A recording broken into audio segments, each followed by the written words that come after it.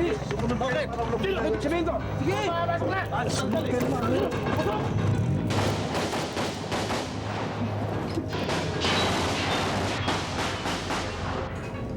Ano pala ang full name mo? Mike Sarate. Attorney Mike Sarate. Attorney Mike Sarate. Eh, hindi mo sabihin. Attorney ka na eh. Agent ka pa. Yung nahuling principal suspect, yun ba pinahinalaan mong kumidnap? Okay ka bata. Saan ka? Doon daw sa Bulacan. Papunta na sila sa probinsya na makatakas si Carlito. Hindi ka lang nagkasala sa lipunan, nagkasala ka pa sa mundo. Nakapatay ka na, Carlito. Sige na. Boss, bakit? Dali ka. Dalihan mo. Ang kaso to. Importante itong malaking kaso to. Sige na, pasok na. Sige na. Talagang grabe yung babae niyo. Hindi pa kontento. Humingi pa ng isa. Ako na sumuko. Natalo nga ako sa Madyong. Nakabawi naman ako sa kama. Hoy, Lito. Huwag mong mababanggit yan sa misis ko. Baka sa tinagal-tagal mo sa akin eh, ngayon mo pa ako bubukuin. Hindi, Joseph.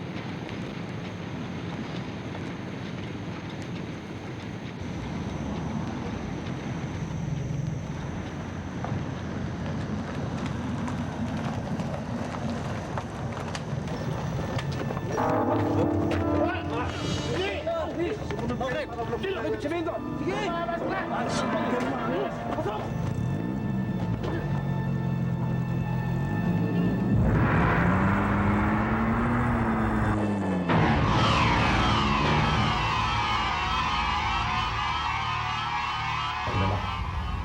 Basta po, pagkilala na lang silang NPA, tapos nilang bugbugin si Sir, tinutukan nila ako ng baril. At tiniringan kami dalawa ni Sir, tapos dinala kami po sa ambaryo. Ang sabi po nila, marami raw kong kasalanan sa bayan si Sir. Illegal lagar daw po. At yun nga, kaya pinadali nila sa akin ang sulat sa inyo. At pinababalik nila ako. Pinadaan po nila ako sa highway pero hindi naman sinabi kung saan. Sila na lang daw po ang lalapit sa akin. At sinabi rin nila na hindi naman nila ano yung si Sir. Kung matadala ko ang halagang kanilang hinihingi sa loob ng 2 araw.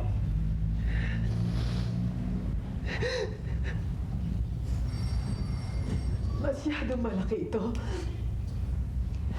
Hindi ko kaya. Ihingi ako ng tulong sa mga kasosyo namin. Sana, huwag naman nila saktan ang asawa ko. Maawa naman sana sila sa asawa ko. Ma'am, seryoso po sila eh. Papatayin nila kami dalawa ni Sir kapag nabigo sila. Anong gagawin ko? Papayag kaya sila kung sakali 1,250,000 lang ang maibigay ko? Ewan ko, ma'am. Baka mas mabuti na yun kaysa wala. Ako na po ang bahalang humingi sa kanilang ang pagmamakaawa, makikiusap ako sa kanila.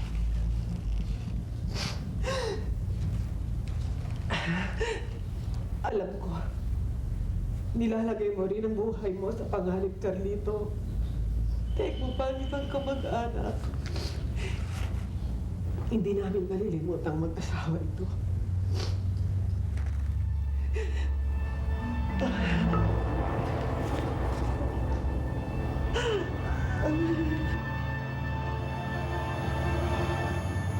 Ibigay mo sa akin.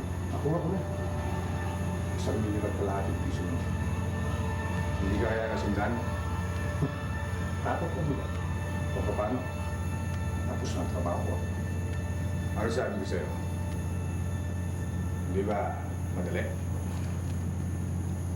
Ilang araw na lang, milyonaryo na tayo. Minsan sa isang buwan natin gawin ito, magiging bilyonaryo tayo. Kahit pa natin ang mga bilyonaryo sa Maynila. Mga ilang inchik na milyonaryo pang kilala mo, Carlito? Bakit hindi siya tanong mo? Ikaw magtanong dyan. Sa'yo naniniwala yan eh.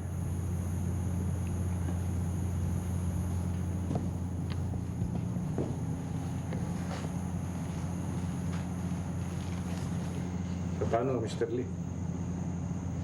Pasensya na kayo. Sorry na lang. Wala kasi akong pera eh. Siguro naman sa edad niyo yan eh, marami na kayong nalasap na kaligayahan. Dahil sa inyong yaman. Alam mo, Carlito, nakuha na niyo ang pera. Bakit hindi mo pa kiuwi? Carlito, iuwi mo na ako. Kalilimutan ko na lahat. Ano ka ba? Pinagkatiwalaan kita. Pinala mo. Sinildo na sapat. Ano ang atraso ko? Hindi naman kayo katulad namin eh. Anong ibig mo sabihin? Inchi kasi kayo.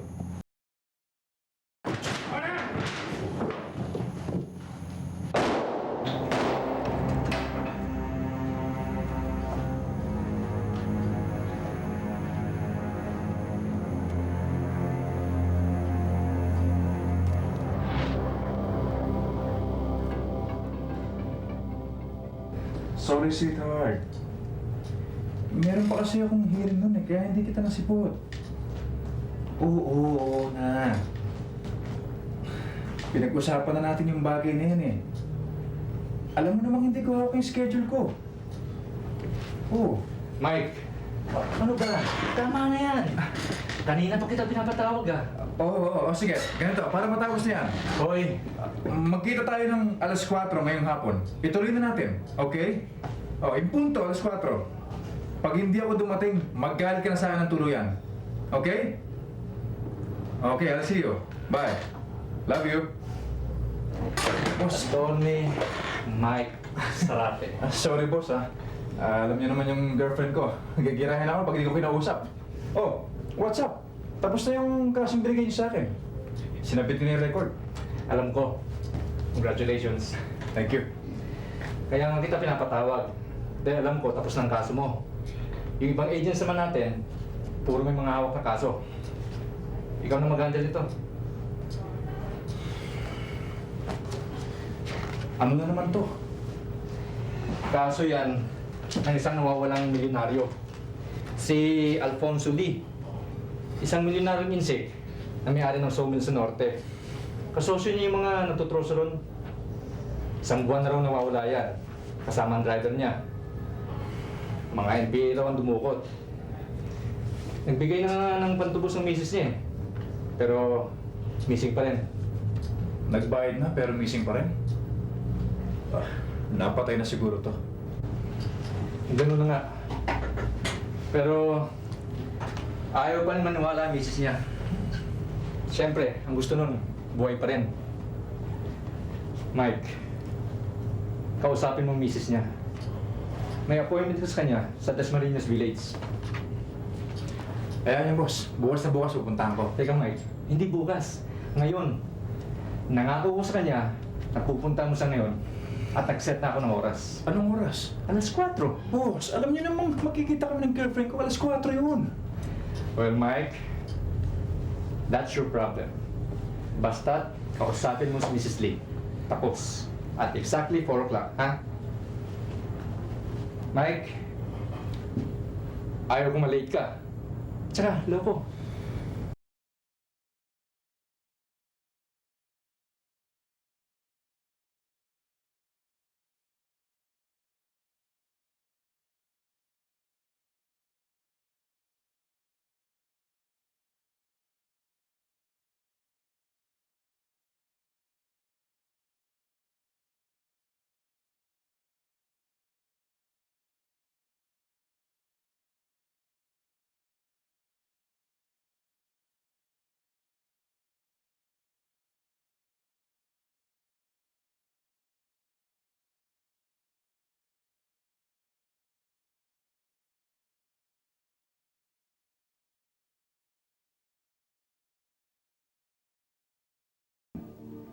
Tulad nito.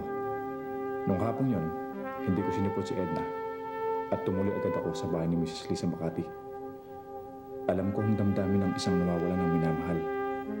Hindi ka mapakali at mapanatag hanggat wala kang makausap na otoridad na magpapalakas sa iyong loob at magpapatibay sa iyong paniniwalang hindi pa huli ang lahat. Pero walang hiyari naman tong boss ko. Maganda nga yung anak na babae ni Mrs. Lee, pero may karas pa sa labi. Wala man lang tawag, wala man lang sulat. Pati si Carlito, hindi na bumalik. Itong si Carlito, may pamilya pa ito? Hinahanap pa siya? Hinahanap din daw. Nakausap ko yung asawa. Hindi raw nagpapakita si Carlito. Yun ang ginamit na salita. Hindi nagpapakita. Opo. Nireport na nga namin sa Provincial Commander. Nag-iimbestiga na si Sergeant Basa. Pero wala kaming tiwala sa sergeant na yon. Ang alam ko, buwan-buwan, binibigyan siya ng aking mister ng protection money para di pansinin ang pagtuturoso. Corrupt ang sergeant na yon. Malakas ang kutob kong iisa lang ang kinidnap sa kasong ito. At malakas din ang kutob kong milyonaryo na itong nawawalang driver ni Don Alfonso. Tinimbrahan ako ng aking mga kasamahan sa probinsya. At hindi nagtagal.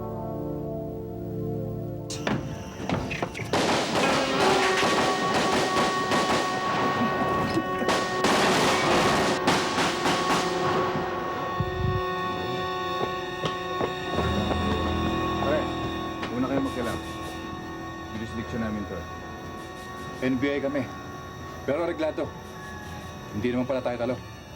Ano na mga bata? Tara. Siwi na kayo. Pare, huwag na. Ako nang gagawa para sa inyo.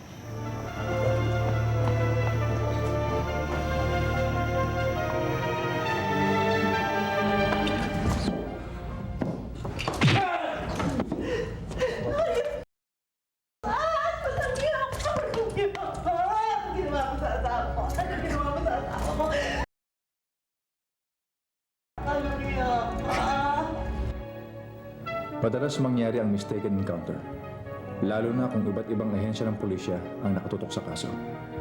Agrabyado kaming mga taga-NBI sa ganitong sitwasyon dahil hindi kami naka-uniforme na pagkakamalang kami. Batay sa aking investigasyon, si Carlito ay may kinalaman sa pagkawala ni Alfonso Lee. Pero ewan ko ba kung bakit ibang-iba ang pakiramdam ko sa kasong ito. Nadakip na ang pangunahing suspect, pero parang hindi ako mapakali. Para kay Sergeant Basa, sarado na ang kaso ng nawawalang milyonaryo. Close case nga, pero hindi pa rin nasasagot kung nasaan o kung ano talaga ang nangyari sa nawawalang milyonaryo. Nasaan na yung asawa ko? Pinatay mo na? Buhay mo ba o patay? Nasaan ang bangkay? Nagkakatiwala pa naman namin. Di ko akalaing magagawa mo sa aming pamilya ito. Isa ka traidor! Isa ka traidor! Mrs. Hindi pa muna natin alam kung nasaan ang asawa niyo ngayon. Kung buhay man siya o patay. Pero, hayaan niyo. Pagsasalitain natin itong driver. Paano yan, Atty. Zarate? Ganun na lang ba yan? Nasaan ang asawa ko? Nasaan ang kanyang bangkay kung siya'y pinatay na? Saan napunta ang pera? Mrs., as far as we are concerned, total na rin si Sergeant Basa at napagtuunan niya ng pansin yung kaso. Ang mabuti pa, siya na munang bahala rito at maghihintay ka na kami ng request for assistance pa nagkataon. Binahan ako kayo. Asawa ko.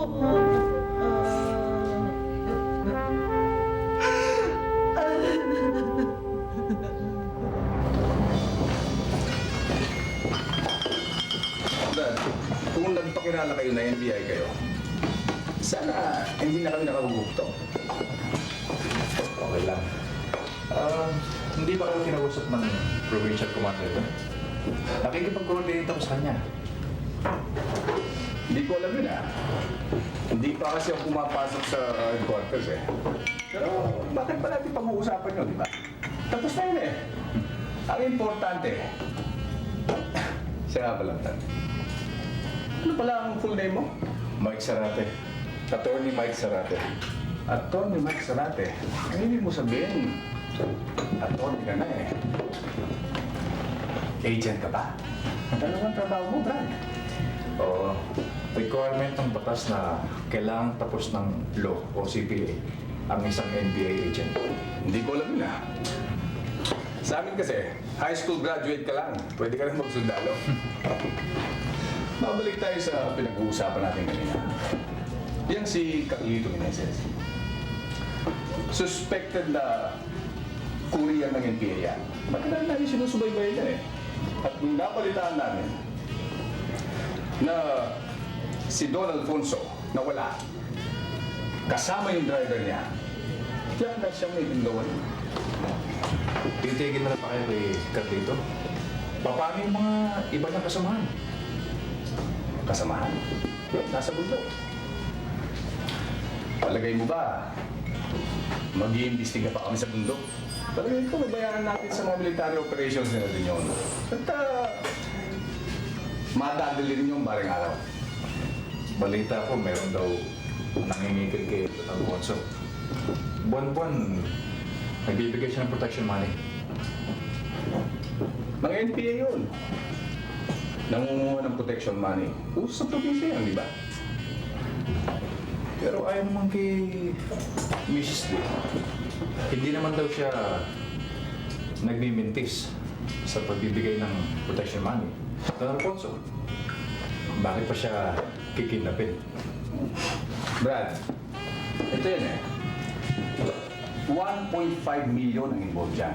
Palagay ko, malaking pera yun. Dahilan na yun, di ba? Saka, makakabili na sila ng armas doon.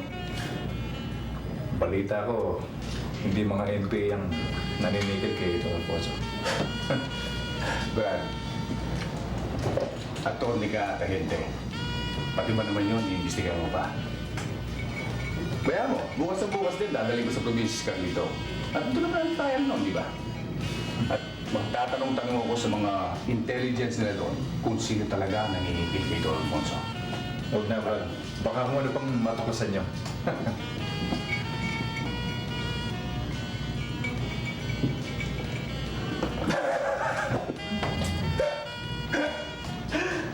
Oh.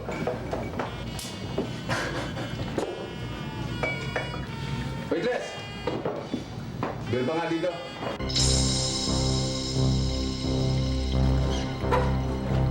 Mike, ano to sinasabi sa akin na gusto mo lang makipag-team up sa ganda ng case ni Blanco? Eh, hinahawakan pa yung kaso ni Alfonso Lia. Oh, sarado na yung kaso. Ano ko na? Nahuli na yung principal suspect. At yung military sa probinsya, sana yung may hawak ng kaso. Pinag-over ko na sa kanila. Dahil si Raul, may hawak dapat ang mga. Eh, bakit parang hindi ka masaya sa pangyayari? Boss, duda kasi ako kapag kaagad sinisisi sa mga NPA yung ganyang kidnapping case. Hindi naman sa sinasabi kong hindi yun kayang gawin ng mga NPA. Pero parang hilaw ang investigasyon eh. Kapag sinabing sa NPA, wala na. Tapos na yung investigasyon. Para bang eksplasyon ng isang investigador na tamad. Kapag NPA ang sinisisi, parang nagiging standard explanation for crimes committed in the province. Eh po sa tingin ko, hindi naman siguro tama yun. Yung nahuling principal suspect, yun din ba ang pinahinalaan mong kumidnap? Oo. Oh, yun pala eh. Di ayos na. Nahuli na pala yung kidnapper eh. Di ba yun ang importante? Well, siguro talagang ganito lang pakiramdam ko dahil sayang lang yung pagod ko sa kasong yun eh. Hindi ko alam, meron na palang nakatutok. Tsaka, kung ano-ano nangyari sa akin, puro hassle. At isa pa, galit na sa akin yung shota ko. Boss! Naku Mike, yan ang isang kaso hindi mo malatas-lutas. Well, since the case is closed, you can devote your time to it. Talaga, thank you. Boss, teka. May tatawag sa akin. Shot ako. Ngayon mismo, tatawag yan. Mike, kung tatawag yun, tatawag yun.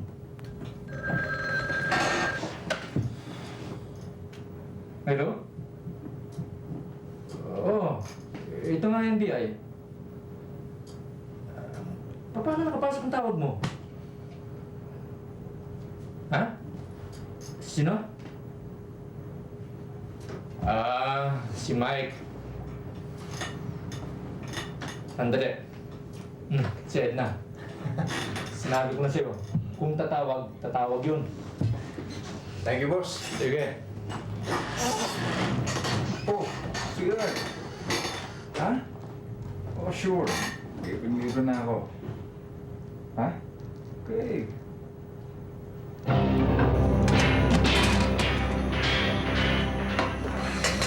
Binawag ito lahat sa likod ng bahay namin. Dinala ng misis ko rito sa Manila. Hindi niya alam.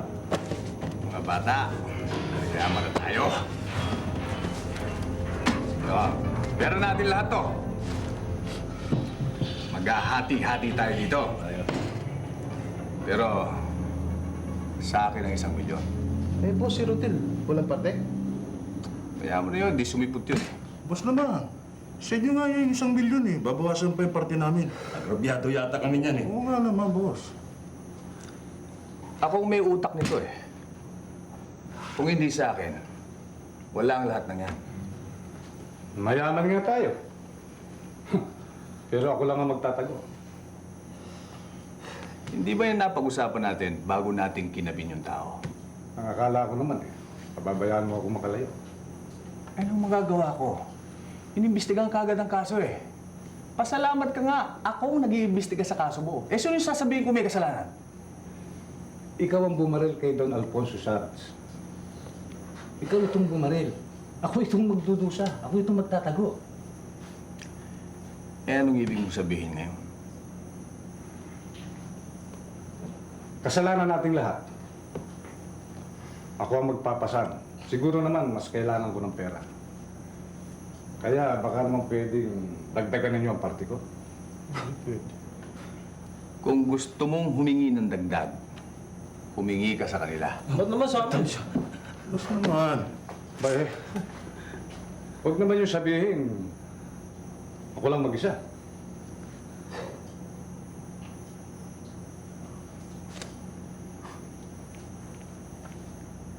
Alam mo, Carlito,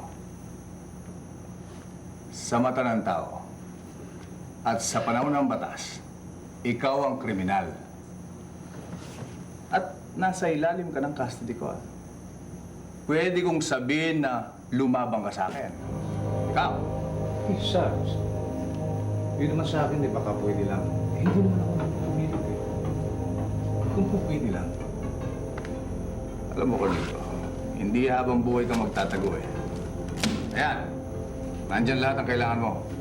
ID, passport, lisensya, lahat ng kailangan mo nandyan. Joey Texon na ang pangalan mo ngayon.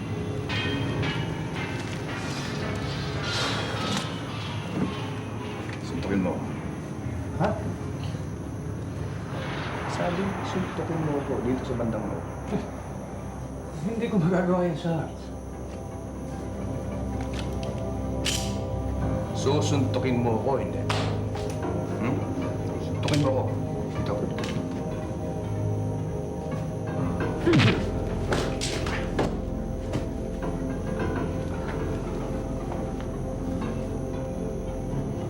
Okay ba?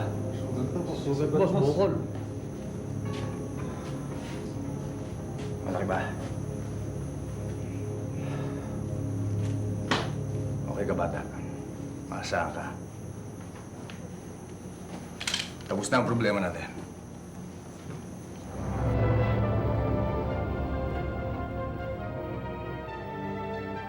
Akala ko tapos na ang kaso ng nawawalang milyonaryo. At akala ko, hindi na kami muling magkikita ni Mrs. Olivoli. Nagkamali ako. Basta raw biglang nakatakas eh. Hindi ko nga maintindihan kung paano nangyari. Basta kaninang umaga, nagpunta rito si Sergeant Basa at nireport nga sa akin na nakatakas nga si Carlito. Ano pang mga detalyeng binigay sa inyo? Saan daw nakatakas? At napaputok mo ba niya? Hindi ko alam kung paano talaga nangyari. Basta doon daw sa Bulacan. Papunta na sila sa probinsya na makatakas si Carlito. Nanlaban ba si Carlito? Hindi ko na itanong Atty. Sarati Kasi nang sinabi niya sa akin, nakatakas nga si Carlito, agad naguluhan ang isip ko. Natakot ako. Baka mamaya, pupunta rito sa bahay, gantihan kami. Natatakot ako, Atty. Sarati. Anong gagawin ko? Huwag kayo matakot. May record na siya kayo, hindi siya base sa mga kalambay. Pero mo ba kayo nakatagong retrato ni Carlito dyan? Trato? Meron yata. Siguro, baka may nakatago dyan. Good. Ilalabas natin yun sa mga dyaryo para mabigyan ng babala ng publiko. Anong sa gayon magdadalawang isip ng lumantad.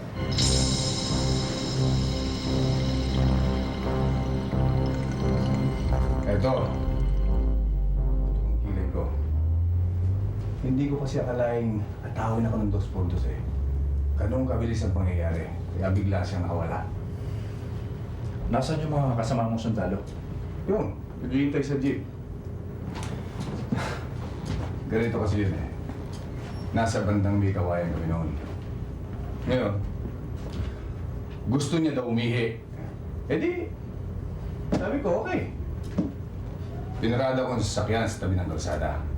At sinamahan ko pa siya sa tabi ng bakuran. Hindi ko alam na may nakasandal na 2x2 doon. Bigla akong hinataw ngayon. Kikilos sana ang mga kasama ko. Sa bilis ng pangyayari, nakawala na siya. Bakit? Hindi ba siya nakaposas? Nakaposas? Oo, nakaposas siya. Pero sa harapan. Saan kaya yung magtatago? Ewan ko. Hindi ko masyadong kabisado dito Pero, Brad, kung sa lugar namin nangyari yun, walang 2 oras, makakanako yun. Pero dito sa Metro Manila, hindi ko kabisado Kung pupunta pa tayo ng may kawayan, may tuturo mo ko saan? Oo ba? Kasi dahil na sasakyan yun Kaya lang, maraming bahay doon. Umabot kami ng 3 oras ng kakahanap. Hindi namin nakita. Sarge, meron kaming laboratory dyan. Pwede ba kayong sumailalim ng paraffin test? Bakit? Ano sa akala mo? Ako sumabay si Carlito? Hindi naman. Gusto ko lang malaman kung anong reaction mo. At saka bakit ako dadaan ng paraffin test? Naturalmente Sundalo ako may baril ako Tsaka paminsan-minsan pinuputok ko to, di ba? Sarge, wala naman kaming ibig sabihin No, Brad. Nakikipag-coordinate ako sa inyo ng mabuti. Para mahuli natin. Pero kung aabalayan niyo lang ako ng walang katuturan, pwede ba? Wala kang panahon. Sarge, kalimutan na natin yon. Tatawagan ka namin pag may natanggap kaming tip.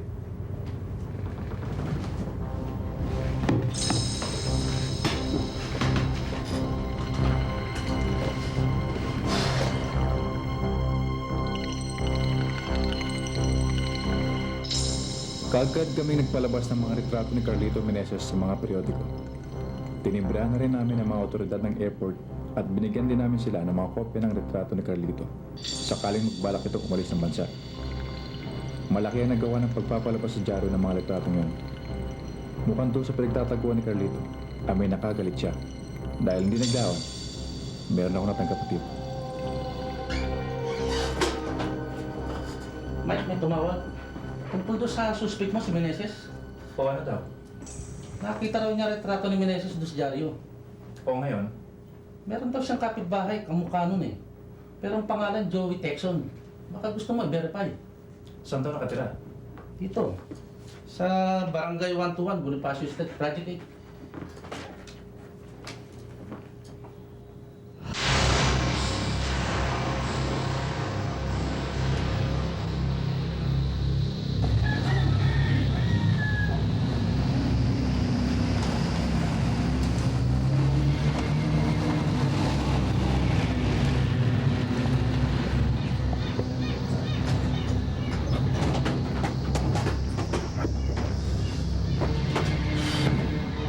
Rela!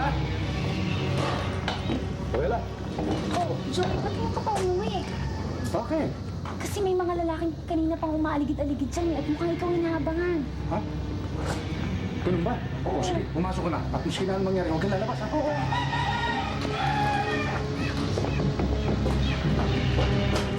Sige, tako! Tako! Saan ka pupunta, Carlito?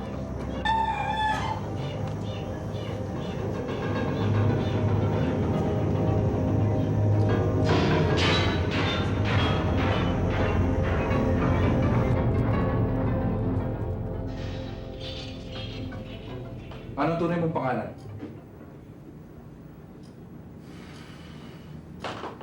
Ikaw si Carlito Meneses. At hindi ikaw si Joey Texon na nakasulat sa mga ID na tagpuan namin sa'yo. Alam mo naman sigurong madali naming patunayan yan sa pamamagitan ng fingerprint analysis. Pero mas makabubuting sa'yo manggagaling ang katotohanan. Ikaw si Carlito Meneses na di umuloy nakatakas sa mga kamay ni Sergeant Basa. Sino-sino mga kasabat mo?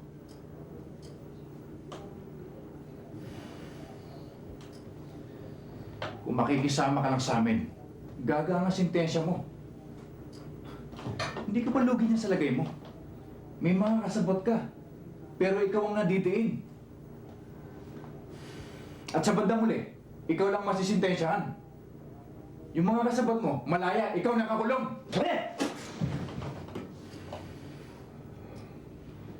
Hindi ka na marunong magsalita. Hindi ka pa marunong gumalang. Pero Carlito, itong tandaan mo, hindi ka na makakaalis pa. Hindi ka na makakawala sa akin.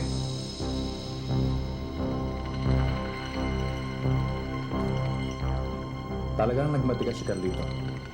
Pero talagang minamala siya. Hindi nagtagal, ay nakatanggap ang opisina ng isang sulat. Walang nakapirma. Pero ibinunyag dito ang mga taong kasabot sa krimen.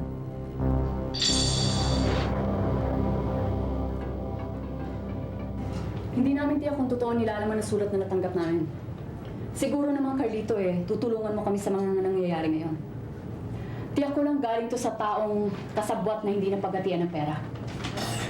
Nakasulat dito kung paano niyo ginawa at kung sino-sino kayo. Galing kayo nun sa probinsya. Mga kasamahan mo, galing sa madyungan kayo ng amo mo. Lasing. At pagkatapos ng madyungan, tumuloy siya sa babae niya. At nang pabalik na kayo, galing sa bahay nila sa probinsya, hinarang siya ng mga kasamahan mo. Sina Ruben Makasait at Elpidio Taro. At ang pinakautak ng lahat ng ito ay walang iba, kundi ang kaibigan mong si Sergeant Basa. Naalala mo ba lahat yun? O baka naman, hindi lang mukha mo nagbago, pati ang utak mo. Bukong-buko ka na, kaya pwede ba umamin ka na, Carlito? Ano ba talaga ang interest nyo sa kaso nito? Yung chick naman ang biktima, hindi Pilipino. Magkababayan tayo. Bakit masabi niyo akong ibinibin? Pare-pareho lang naman tayong Pilipino. Nakapatay ka ng tao, Carlito. In-chick siya. Illegal lager pa. Mapagsamantala. Carlito, tao siya tulad mo. Wala kang karapatang bawiin ang buhay na may buhay. Hindi ka lang nagkasala sa lipunan, nagkasala ka pa sa mundo. Nakapatay ka na, Carlito. Nakapatay ka na. Hindi ko siya pinatay. Pinagkatiwalaan ka niya. Hindi ko siya pinatay. Pinuri ka niya parang Hindi ko siya pinatay!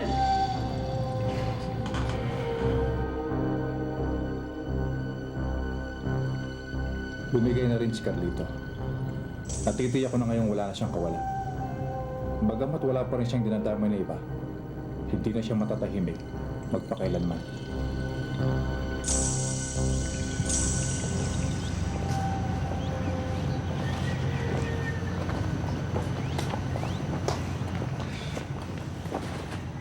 Ano? Dito ba talaga? Sir, kasi... Dahil kasi... Huwag din na kaming lolokohin. Kaya makita namin o hindi ang bangkay, makukulong kayong dalawa. Carlito, magsabi ka na. Ang bihira naman kayo. Ang dami nang hinukay. Saan ba talaga yun? Carlito, wala tayong kalaban-laban dito. Huli na tayo. Magtapat na tayo, Carlito. Ano ba?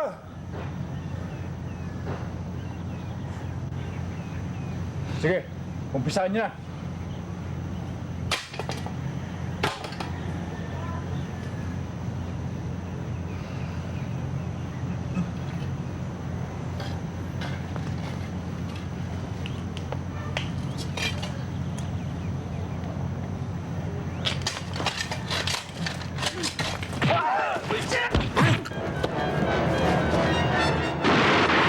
Hindi ako lalabasan!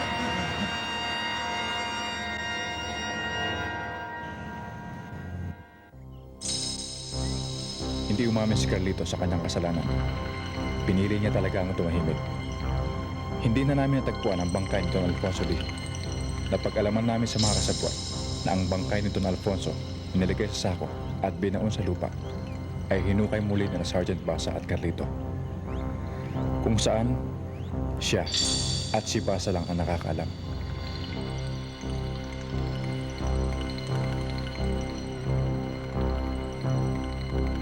Duwag ang lahat ng kriminal at si Sergeant Basa ay walang pinakaiba. Nang matunugan niyang wanted siya ng NBI, kaagad siyang sumuko sa Provincial Commander. Ipinasa naman siya sa amin ng Provincial Commander. Natakip na rin namin ang iba pang mga kasabwat ni Carlito.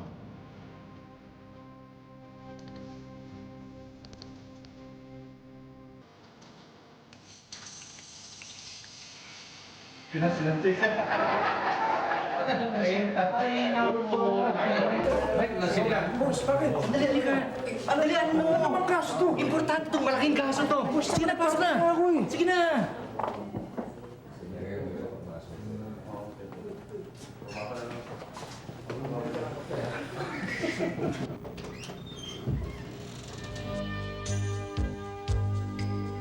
Hindi rin pala nakatay si Edna. Silipot ako sa opisina. Sarado na ang kaso ng nawawalang milyonaryo. At tatagpuan mo na rin ang nawawala akong kasintahan. Pansamantalang nawawala dahil sa inisakot. Pero tsaka ko na siya ipakikilala sa inyo.